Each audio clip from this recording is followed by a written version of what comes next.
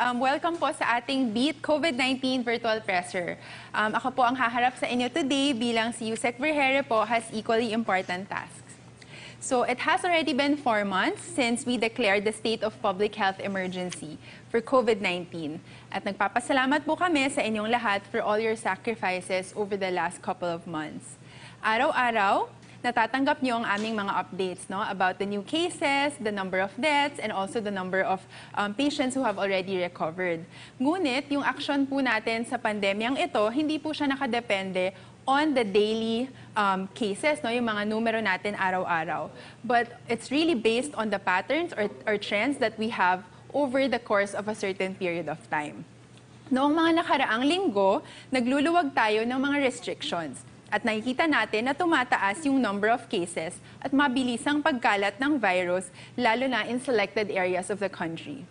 Dati, NCR at Cebu lang ang may pinakamaraming kaso. Ngayon, dumadami na rin yung mga kaso sa ibang lugar. So you will see on this slide that we're flashing that the regions with the highest number of active cases as of June 25 are as follows.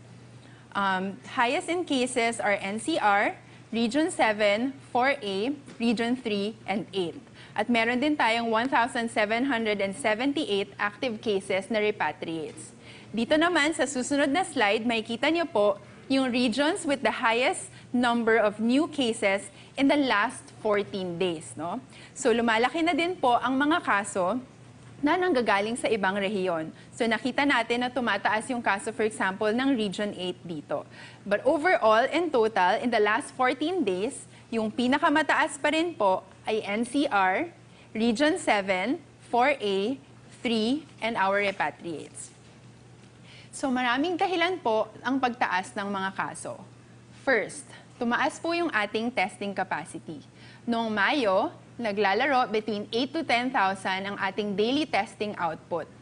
Pero this June, pumapalo at umabot na actually ng 16,000 ang daily output natin.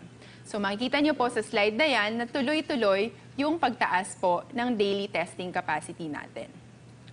Second, patuloy ang community transmission o pagkakahawa-hawa sa komunidad in selected areas.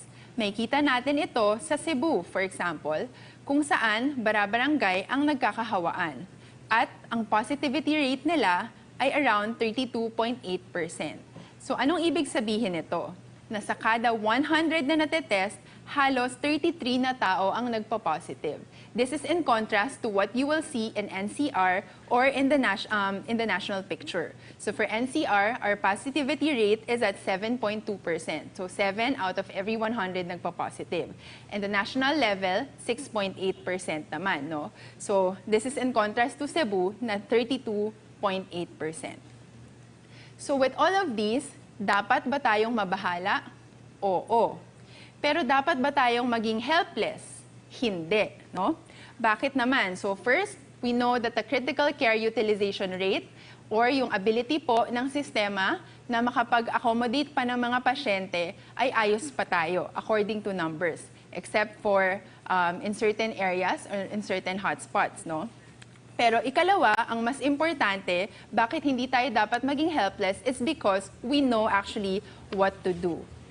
So ayon sa mga pag-aaral, kung tayo ay magmamask, it reduces our chances na mahawa by 85%. At kung we will observe physical distancing, malelesen din yung chances na mahawa tayo by 80%. Mahalaga rin na siguraduhin natin na tayo ay in a well-ventilated setting, kung saan nakakaikot yung hangin ng maayos. Para naman dun sa mga may mild symptoms or with lower risk, mas mabuting magpahinga at magpalakas sa community isolation facilities.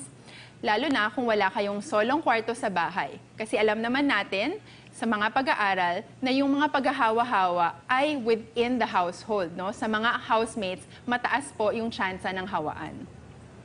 At gusto din naming paalala na hindi ibig sabihin na mataas ang ating testing capacity or may expanded testing na tayo, ibig sabihin, protektado na tayo lahat against COVID-19.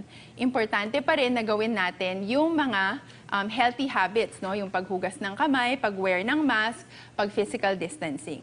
Magbigay tayo ng tamang information din lagi kapag nagko-contact tracing. Ngayon po, if we go to public places, pinapag-register po tayo. Pinapalagay yung ating telephone number para po kung may mangyari, tayo po ay mako-contact trace. So, hinahikayat po namin ng lahat na dapat maging honest tayo sa pagsulat ng ating phone number. Kasi importante po talaga ito para mag-contact trace tayo.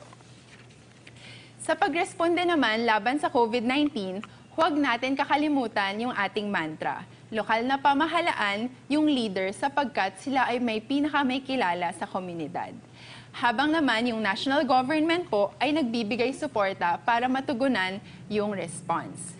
Kaya naman, lubos din ang pasasalamat ng DOH at paghanga din namin sa mga LGUs who are masigasig at na nag-i-implement ng evidence-based practices at nag-i-innovate sa kanilang mga lugar.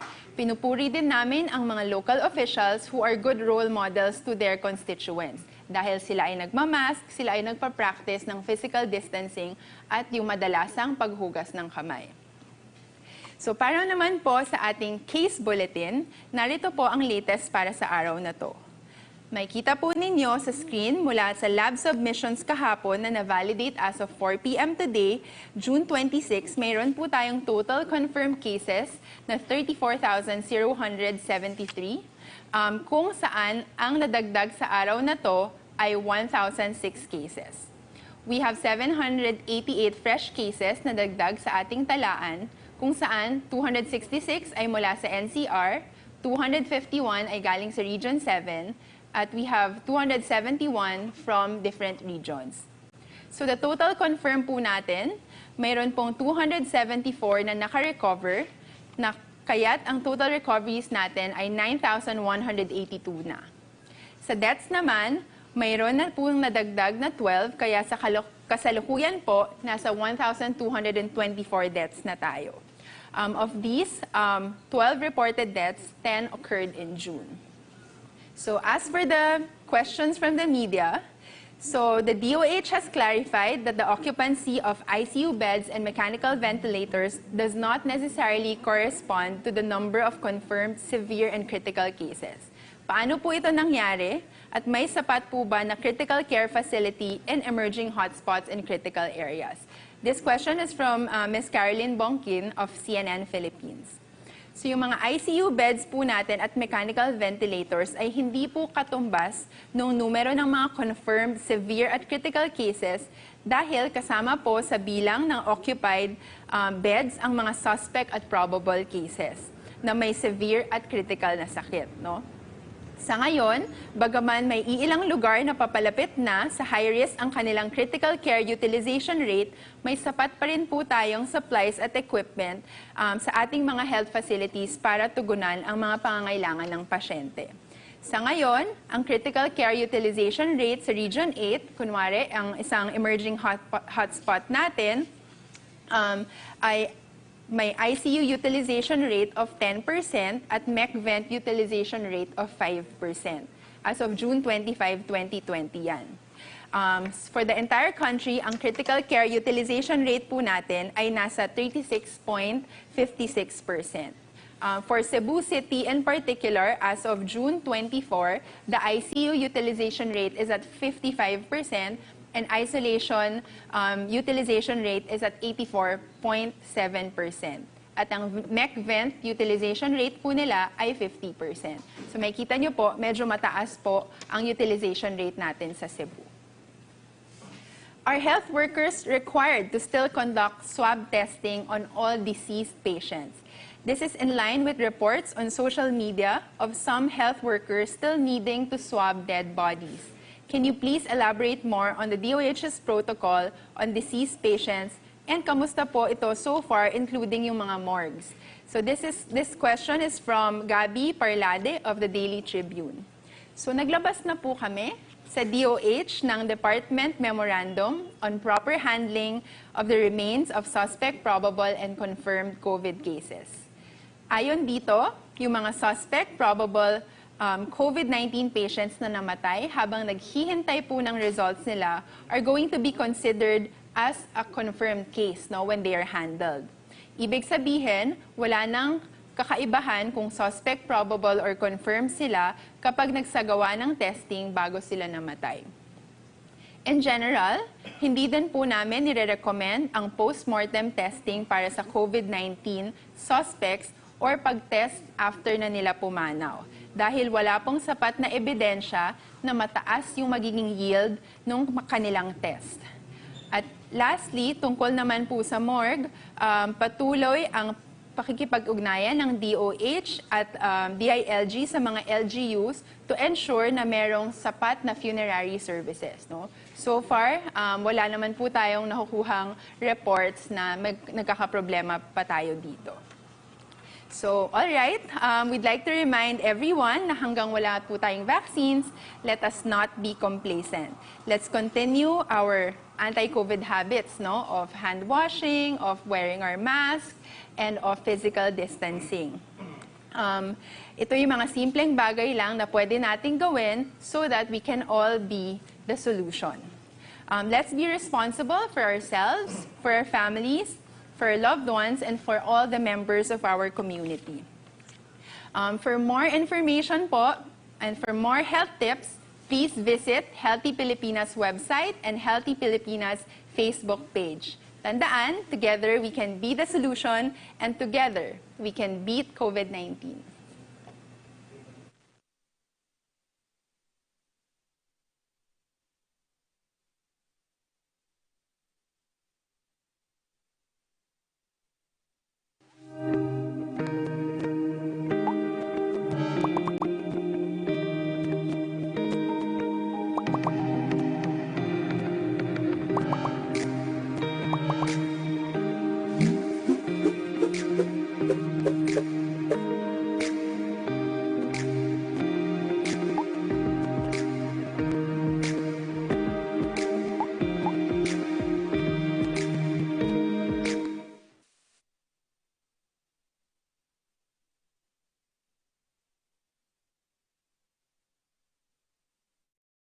Health Watch.